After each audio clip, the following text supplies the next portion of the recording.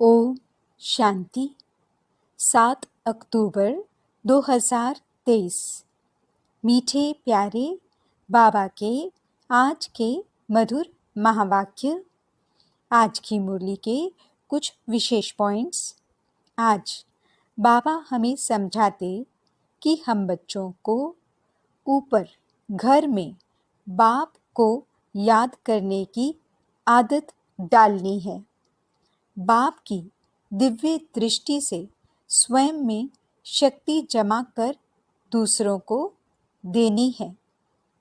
स्वयं पर natural attention रखना है। किसी प्रकार की टेंशन में नहीं आना। अपना रजिस्टर खराब होने नहीं देना है। भूल हो जाए तो बाप को सुनाकर क्षमा मांग लेनी है। किसी का भी सामना नहीं करना है। कोई कुछ कहे तो सुना अनसुना कर देना है। सहनशील बनना है।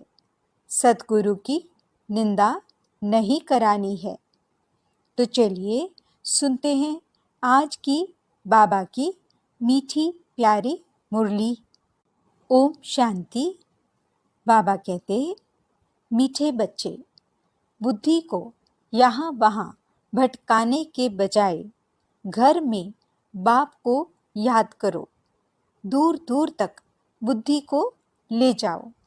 इसे ही याद की यात्रा कहा जाता है। प्रश्न: जो बच्चे सच्ची दिल से बाप को याद करते हैं, उनकी निशानी क्या होगी? उत्तर: पहला पॉइंट, सच्ची दिल से याद करने वाले बच्चों से कभी कोई विकर्म नहीं हो सकता। उनसे ऐसा कर्म नहीं होगा जिससे बाप की ग्लानि हो। उनके मैनर्स बड़े अच्छे होते हैं। दूसरा पॉइंट, वह भोजन पर भी याद में रहेंगे। नींद भी समय पर स्वतः खुल जाएगी। वह बहुत सहनशील, बहुत मीठे होंगे। बाप से कोई भी बात छिपाएंगे नहीं। गीत: हमारे तीर्थ न्यारे हैं। ओम शांति। बाप बैठ बच्चों को समझाते हैं। कोई निराकार बाप को समझे, कोई साकार बाप को समझे, कोई माता पिता को समझे। ये माता पिता समझाते हैं तो भी माता अलग और पिता अलग हो जाते। अगर निराकार समझाए तो निराकार अलग, साकार अलग हो जाते।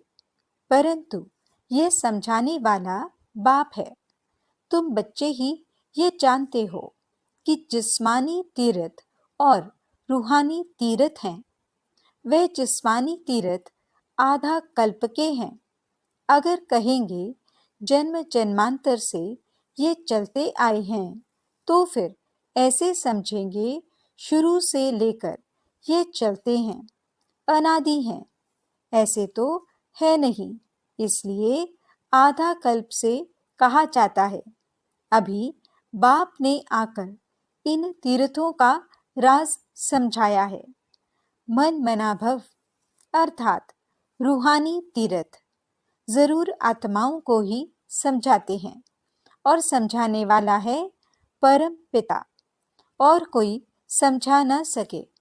हर एक अपने अपने धर्म स्थापक के तीर्थ पर जाते हैं। यह भी आधा कल्प की रस्म रिवाज है।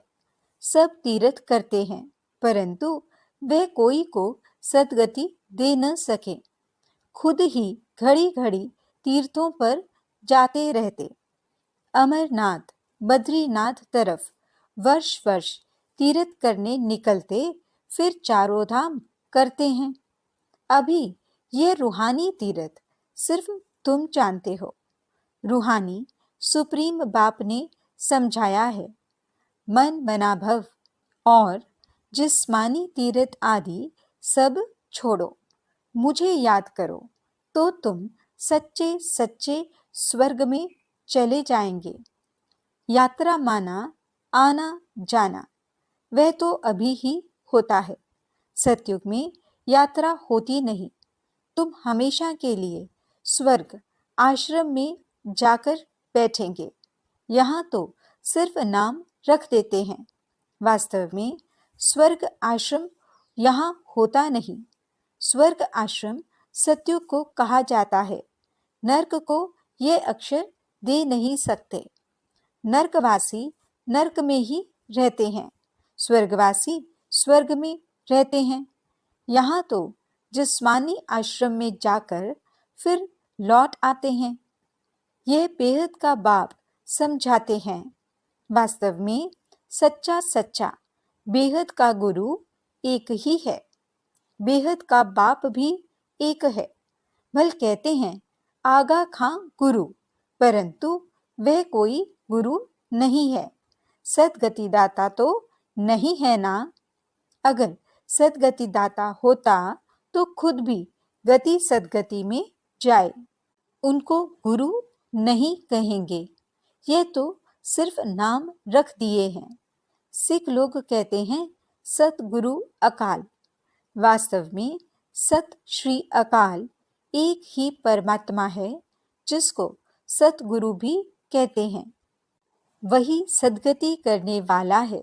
इस्लामी, बौद्धि या ब्रह्मा आदि नहीं कर सकते। भल कहते हैं गुरु ब्रह्मा गुरु विष्णु। अब गुरु भल ब्रह्मा को कहा जाए, बाकी गुरु विष्णु गुरु शंकर तो हो न सके।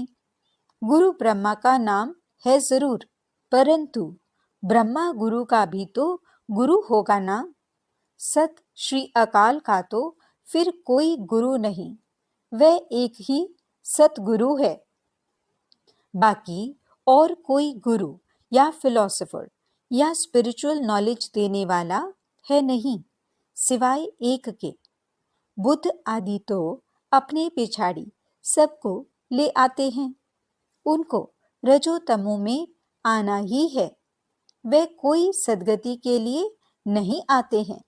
सदगति दाता एक का ही नाम बाला है, जिसको फिर सर्वव्यापी कहते हैं।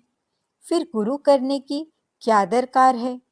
हम भी गुरु, तुम भी गुरु। हम भी शिव, तुम भी शिव। इनसे तो कोई का पेट नहीं भरता। बाकी हाँ, पवित्र हैं, इसलिए उनका मान होता है। सदगति दे नहीं सकते। वह तो एक ही है, जिसको सच्चा सच्चा गुरु कहा जाता है। गुरु तो अनेक प्रकार के हैं। सिखलाने वाले उस्ताद को भी गुरु कहते हैं। ये भी उस्ताद है। माया से युद्ध करना सिखलाते हैं।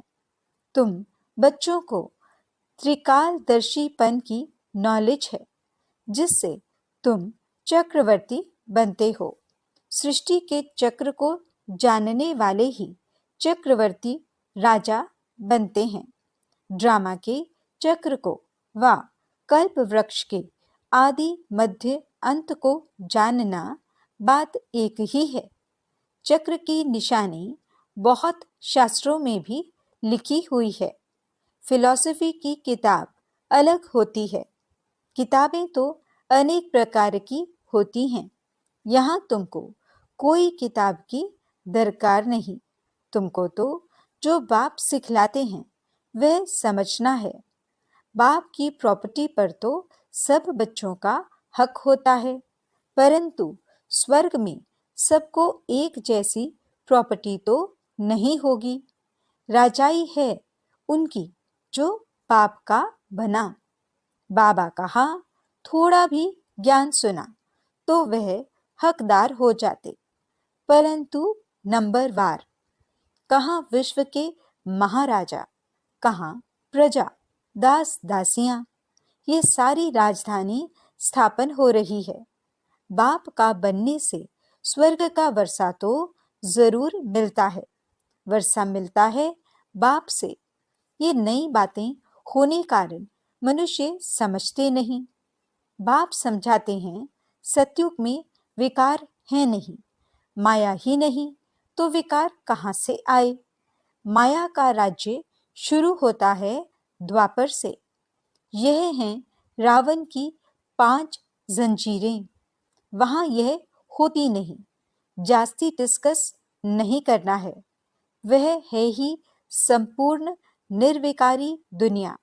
बाकी बच्चे पैदा होने की, गद्दी पर बैठने की, महल आदि बनाने की जो रस्म रिवाज होगी वह जरूर अच्छी ही होगी, क्योंकि स्वर्ग है। बाप समझाते हैं, बच्चे, इस रूहानी यात्रा में तुम्हें निरंतर बुद्धि योग लगाना है। ये बहुत सहज है। भक्ति मार्ग में भी सवेरे उठते हैं, ज्ञान मार्ग में भी सवेरे उठ बाप को याद करना है, और कोई किताब आदि पढ़ना नहीं है। सिर्फ बाप कहते हैं मुझे याद करो, क्योंकि अब छोटे बड़े सबका मौत सामने खड़ा है। मरते समय कहते हैं भगवान को सिमरो। अंतकाल अगर भगवान को नहीं सिमरेंगे तो स्वर्ग में जा नहीं सकेंगे। तो बाप भी कहते हैं मन मना भव। इस देह को भी याद नहीं करना है। हम आत्मा एक्टर हैं, शिव बाबा की संतान हैं। लगातार याद में रहना है। वैसे छोटे बच्चों को तो नहीं कहेंगे कि भगवान को याद करो। यहाँ सबको कहना पड़ता है, क्योंकि सबको बाप के पास जाना है। बाप से ही बुद्धि योग लगाना है। कोई से लड़ाई झगड़ा नहीं करना है। ये बड़ा नुकसानकारक है। कोई कुछ कहे, सुना अनसुना कर देना है। सामना नहीं करना चाहिए, जो लड़ाई हो जाए। हर बात में सहनशील भी होना चाहिए, और फिर समझना है बाप बाप भी है, धर्म राज भी है। कुछ भी बात है तो तुम बाप को रिपोर्ट करो, फिर धर्मराज के पास पहुंच ही जाएगा और सजा के भागी बन पड़ेंगे। बाप कहते हैं मैं सुख देता हूँ। दुख अर्थात सजाएं धर्मराज देते हैं। मुझे सजा देने का अधिकार नहीं है। मुझे सुनाओ, सजा धर्मराज देंगे। बाबा को सुनाने से हल्का हो जाएंगे, क्योंकि ये फिर भी राइट हैंड है। सतगुरु का निंदक ठौर न पाए। जजमेंट तो धर्मराज ही देंगे कि किसका दोष है। उनसे कुछ छिप नहीं सकता। कहेंगे ड्रामा अनुसार भूल की, कल्प पहले भी की होगी, परंतु इसका मतलब यह नहीं कि भूल करते ही रहना है। फिर अभूल कैसे बनेंगे? भूल हो जाए तो क्षमा मांगनी होती है। बंगाल में किसका पैर आदि लग जाता है तो झट क्षमा मांगते हैं। यहाँ तो एक दो को गाली देने लग पड़ते हैं। मैनर्स बहुत अच्छे होने चाहिए। बाप सिखलाते तो बहुत हैं, परंतु समझते नहीं तो समझा जाता है इनका रजिस्टर खराब है। निंदा कराते रहते हैं तो पद भ्रष्ट हो जाएंगे। जन्म जन्मांतर के विकर्मों का बोझा तो है ही, उनकी तो सजा भोगनी ही है। फिर यहाँ रहकर अगर विकर्म करते हैं तो उनकी 100 गुना सजा मिल जाती है। सजा तो खानी ही है, जैसे बाबा काशी कलवट का समझाते हैं। वह है भक्ति मार्ग का। यह ज्ञान मार्ग की बात है। यह तो पहले वाले विकर्म है। दूसरा फिर इस समय जो करते हैं उनका दंड 100 गुना हो जाता है। बहुत कड़ी सजा खानी पड़ेगी। बाप तो हर एक बात समझाते हैं। कोई पाप न करो, नष्टो मोहा बनो। कितनी मेहनत है। इस मम्मा बाबा को याद नहीं करना है। इनको याद करने से जमा नहीं होगा। इनमें शिव बाबा आते हैं तो याद शिव बाबा को करना है। ऐसे नहीं कि इनमें शिव बाबा हैं इसलिए इनकी याद रहे। नहीं, शिव बाबा को वहाँ याद करना है। शिव बाबा और स्वीट होम को याद करना है। जिन मुआफिक बुद्धि में याद रखना है। शिव बाबा वहाँ रहते हैं। शिव बाबा यहाँ आकर सुनाते हैं, परंतु हमको याद वहाँ करना है, यहाँ नहीं। बुद्धि दूर जानी चाहिए, यहाँ नहीं। ये शिव बाबा तो चला जाएगा। शिव बाबा इस एक में ही आते हैं। मम्मा में उनको देख न सकें। तुम जानते हो ये बाबा का रथ है, परंतु इनके चेहरे को नहीं देखना है। बुद्धि वहाँ लटकी रहे। यहाँ बुद्धि रहने से इतना मजा नहीं आएगा। यह कोई यात्रा नहीं हुई। यात्रा की हद तुम्हारी वहाँ है। ऐसे नहीं कि बाबा को ही देखते रहो क्योंकि इनमें शिव है, फिर ऊपर जाने की आदत छूट जाती है। बाप कहते हैं मुझे वहाँ याद करो, बुद्धि योग वहाँ लगाओ। कई बुद्धू समझते हैं कि बाबा को ही बैठ देखें। अरे, बुद्धि को स्वीट होम में लगाना है। शिव बाबा तो सदैव रथ पर रह न सके, यहाँ आकर फिर सर्विस करेंगे। सवारी ले सर्विस कर फिर उतर जाएंगे। बैल पर सदैव सवारी हो नहीं सकती, तो बुद्धि वहाँ रहनी चाहिए। बाबा आते हैं, मुरली चलाकर चले जाते हैं। इनकी बुद्धि भी वहाँ रहती है। रास्ता बरोबर पकड़ना चाहिए, नहीं तो घड़ी घड़ी गिर पड़ते हैं। यह तो थोड़ा समय है, इनमें शिव बाबा तो नहीं होगा, तो याद क्यों करेंगे? मुरली तो यह भी सुना सकते हैं। इनमें कभी है, कभी नहीं है, कभी रेस्ट लेते हैं। तुम याद वहाँ करो। कभी कभी बाबा ख्याल करते हैं, ड्रामा अनुसार कल्प पहले आज के दिन जो मुरली चलाई थी वही चाकर चलाऊंगा। तुम भी कह सकते हो कि कल्प पहले बाप से जितना वर्षा लिया था उतना ही लेंगे। शिव बाबा का नाम जरूर लेना पड़े, परंतु ऐसे किसको आएगा नहीं। बाप जरूर याद आएगा। बाप का ही परिचय देना है। ऐसे नहीं सिर्फ इनको बैठ देखना है। बाबा ने समझाया है, शिव बाबा को याद करो, नहीं तो पाप हो जाएगा।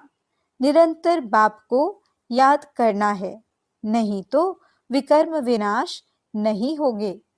बड़ी मंजिल है, मासी का घर थोड़े ही है। ऐसे नहीं भोजन पर पहले याद किया फिर खल्लास, ऐसे ही भोजन खाने लग पड़े। नहीं, सारा समय याद करना पड़े। मेहनत है, ऐसे थोड़े ही ऊंच पद मिल सकता है। तब तो देखो करोड़ों में 8 रत्न पास होते हैं। मंजिल बड़ी भारी है। विश्व का मालिक बनना है। यह तो किसकी बुद्धि में नहीं होगा। इनकी बुद्धि में भी नहीं था। अब ख्याल किया जाता है 84 जन्म किसको मिलते हैं। जरूर जो पहले आते हैं वह हैं लक्ष्मी नारायण। यह हैं सब विचार सागर मंथन करने की बातें। बाप समझाते हैं, हथ काटे दिल याद दे। भल धंधे आदि में रहो, परंतु निरंतर बाप को याद करते रहो। यह है यात्रा। तीर्थों पर जाकर फिर लौटना नहीं है। तीर्थ बहुत मनुष्य करते हैं। अब तो वहां पर भी गंद हो गया है। नहीं तो तीर्थ स्थान पर कभी वैश्यालय नहीं होते। अभी कितना भ्रष्टाचार है। एक धनी तो कोई है नहीं, झट गाली देने लग पड़ते। आज चीफ मिनिस्टर है, कल उनको भी उतार देते। माया के मुरीद बन जाते हैं। पैसे इकट्ठे करेंगे, मकान बनाएंगे, धन के पिछाड़ी चोरी करने लग पड़ते हैं। तुम अब स्वर्ग में जाने की तैयारी कर रहे हो। वही याद आना चाहिए। धारणा भी होनी चाहिए। मुरली लिखकर फिर रिवाइज करनी चाहिए। फुर्सत तो बहुत रहती है। रात को तो बहुत फुर्सत है। रात को जागो तो आदत पड़ जाएगी। जो सच्चा सच्चा बाबा को याद करने वाला होगा, उनकी आंख आपे ही खुल जाएगी। बाबा अनुभव बताते हैं कैसे रात को आंख खुल जाती है।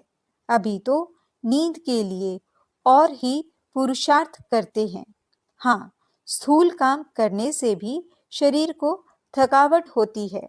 बाबा का रथ भी देखो कितना पुराना है।